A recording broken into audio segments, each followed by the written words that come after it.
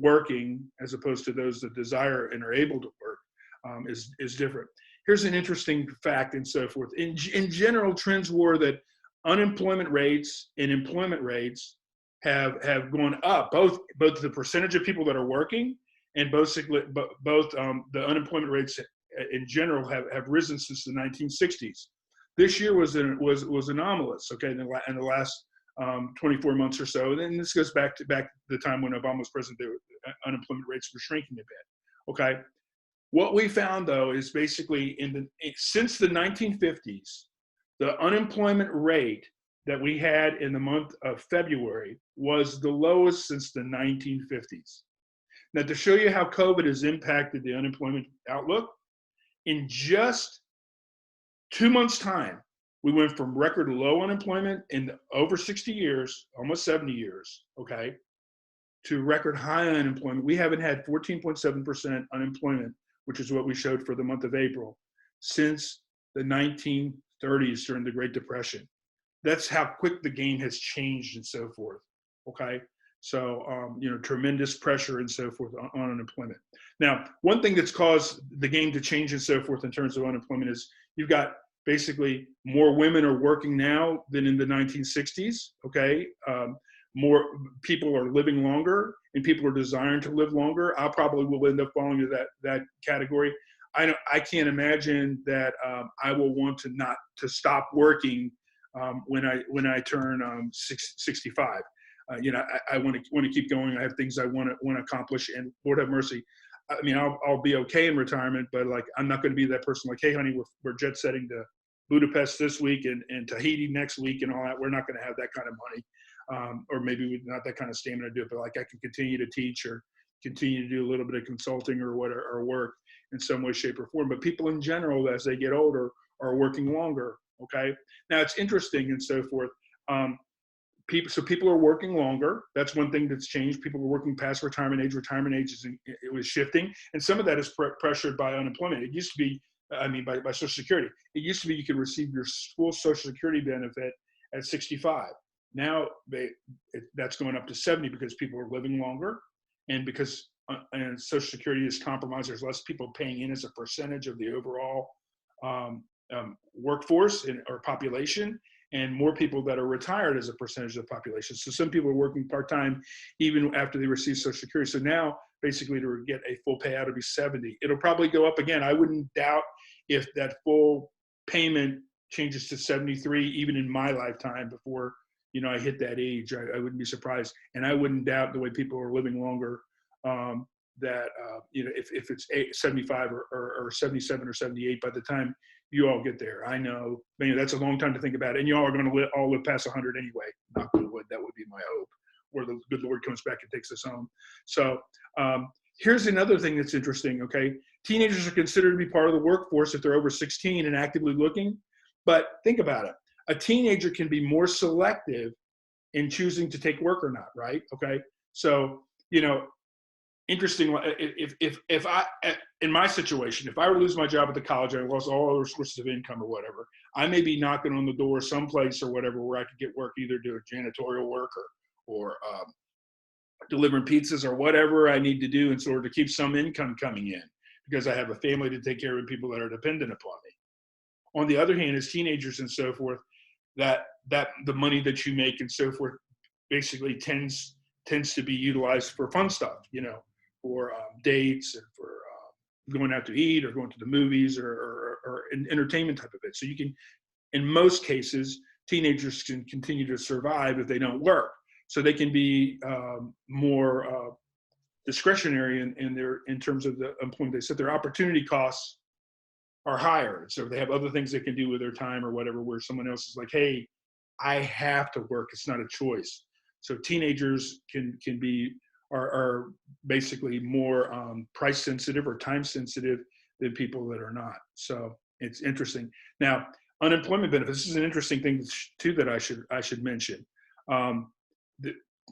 With the COVID-19 stimulus package, people were getting unemployment benefits now $600 a week past the extended time. Well, that's about $15 an hour, which is more than what some people, especially in the working class, with minimum wage being as low as $7 an hour in parts of the country. Some people are better off staying unemployed than finding employment.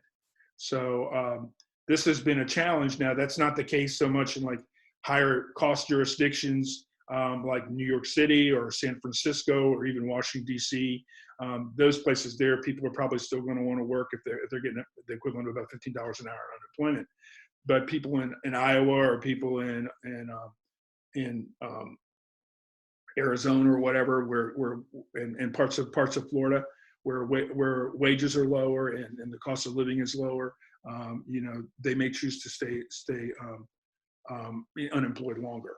Okay, so very interesting thing to look at. So I encourage you to look at the Bureau of Labor Statistics information and so forth. Gives you key employment information, labor trends. Also, as I mentioned a little bit last week, you may want to pursue that information for your paper and so forth to look at employment outlook in the respective occupations that you may be considering for your career. Okay. All right. Let's see. We've got some other good stuff here, but yeah, I think I'm going to go past that. Okay, gross domestic product. You may want to watch this video on what gross domestic product is. Okay, there's some good information there, but I'll kind of just tell you briefly at a very high level what gross domestic product consists of. Gross domestic product is the monetary measurement, so basically expressed in dollars, of the total market value of all final goods and services produced within a country in a year. Notice that it's within a country, not internationally, not within a state, not within a local jurisdiction, but within a country. So when you hear gross domestic product, the GDP, you hear the acronym GDP talked about on the news.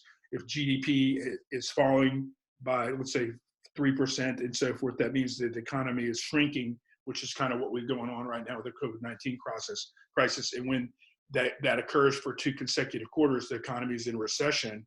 And if it's severe, it falls into a full state of depression, and that may end up what we've got. So basically, to give you an idea on what it happens, it only includes final products and services. Okay, any intermediate products, goods used in production are not included.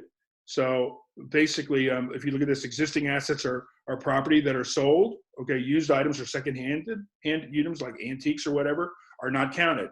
Resale of used merchandise is valued only by the margin between the cost and the revenue.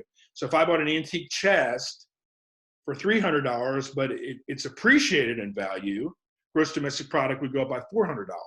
On the other hand, if I bought it for $300 and I sold it for $200 or $50 or whatever, gross domestic product would not be impacted in any way, shape, or form. Now, financial transactions are excluded, and make sure you know this for the quiz. So public transfer payments, Social Security or cash welfare benefits are not included in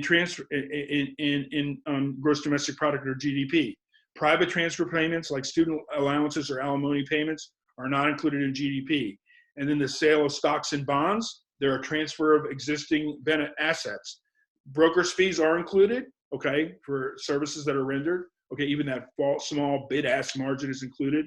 So, but not overall. So again, let's see, I've got about 7 more minutes. This is a more elegant representation of how gross domestic product, the categories by which it's combined into. So personal consumption expenses, okay. So durable and non-durable goods and services. Gross private and private domestic investment. So that's basically another. So basically, we take these 4 factors: consumption, gross private domestic investment. So investment, IG means gross investment. Okay, government purchases or consumption goods and capital goods. Net exports. So the difference between basically imports and exports. Okay, now it's interesting. Okay, exports can be positive or negative. Okay, that net exports. In our case and so forth, we have a budget deficit.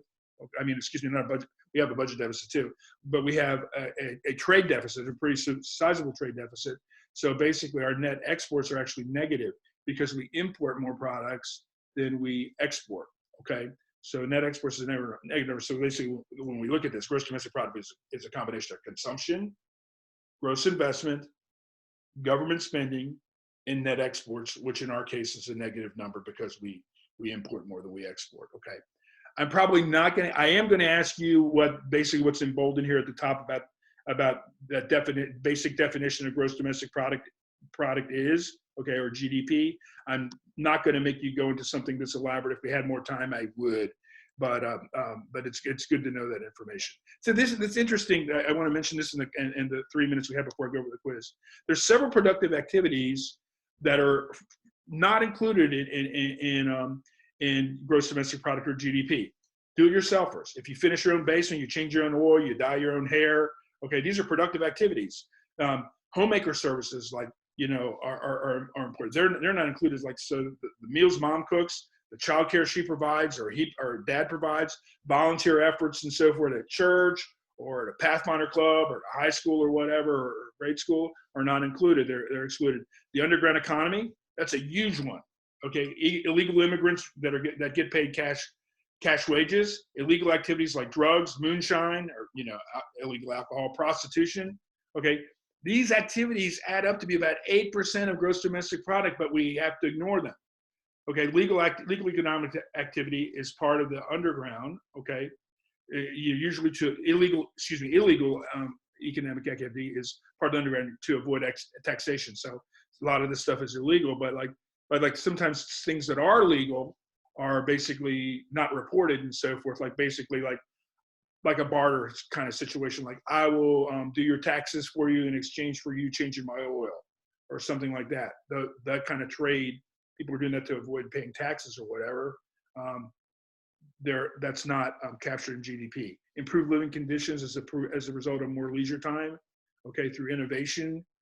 Okay, like basically it's much faster to make a meal now than it was back in the day. Gross domestic product doesn't measure improvements in product quality that increase leisure time. Accounting profit is utilized instead of economic profit. So, opportunity costs are not adequately considered. So basically, gross domestic product doesn't care whether resources are being put to their highest and best use. Okay, like economic profit would look at that. Okay, doesn't look for those kinds of things. Okay. Another factor, harmful effects of pollution are not included. No value adjustments.